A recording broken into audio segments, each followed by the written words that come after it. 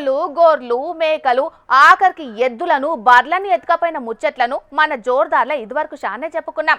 ఇక మొన్నట్లనే కార్లొచ్చి మరి రోడ్డు మీద ఉన్న ఆవులను ఎత్తుకపోయిన వార్తను కూడా చెప్పుకున్నాం. కానీ గిసొంటి దొంగతనం ముచ్చట మాత్రం ఇంతవరకు ఎవరు చూసిండారు. మరి అదేందో మీరు కూడా చూడుండ్రి. నలుగురు మనుషులు దర్జాగా దొలకపోతున్నది ఏమిటినో తెలిసేనా నొల్లా? సీమ పందులను. అవును, మీరిన్నది మేం చెప్పింది నిజమే. ఈ నలుగురు దొంగ బదమాషిగాళ్ళు వాళ్ళ తాత సొమ్మేదో అయినట్టు సీమ పందులను దర్జాగా దంచుకపోయినరు. ఓష్ని అన్నాలం పాడుగాను గా పందులను కూడా దొంగతనం చేసేటోళ్ళు ఉంటారా అని ఆశ్చర్యపోకుండ్రి. దొంగోనికి చెప్పే లాభమన్న సామెత ఉండనే ఉండే, కాని దాన్ని నిజం చేసిండ్రని అనేటందుకు కూడా లేదు. ఎందుకంటే అవిటి విలువేం తక్కువే ఉండదు మళ్ళా. నా పేరు సునీత, మాది పందుల వ్యాపారం. పందులతోటే మా జీవన ఉపాధి.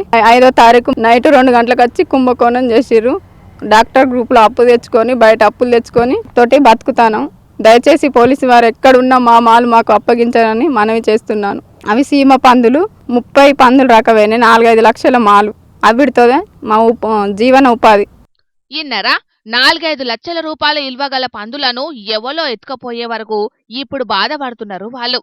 శివరాత్రి సతీష్ అనే ఈ అన్న 5 ఏండ్ల సంధి 30 పందులను పెంచుకుంటున్నాడట. ఎప్పటి లెక్కనే రాత్రిపూట పందులను దొడ్డిలే ఇడిచిపెట్టిందట. ఇక తెల్లారంగొచ్చి పందులను బయటికి తీసుకుపోదామని చూసే వరకు ఒక్కటి కూడా లేదట.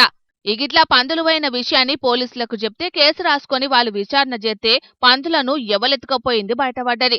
సీసీ కెమెరాలలో రికార్డైన వీడియోలను బట్టి ఈ దొంగతనం ఎవరు చేసిందనేది బయటపెట్టే పనుల పోలీసులున్నారట. మయబాద్ జిల్లా కేసముద్ర మున్సిపాలిటీ పరిధిలో జరిగింది. 30 పందులే కాదు, గీ బండిని కూడా ఎత్తుకపోయినరట దొంగ బాకవగాలు.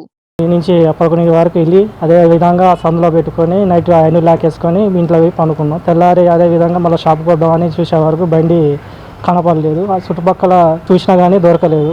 కానీ చూసిన రానోల్లా ఇయాల రేపు పరిస్థితి ఎట్లున్నదో కట్టబడకుండా వత్తదంటే దేని ఇడిచిపెడతలేరు ఫాల్తుగాలు.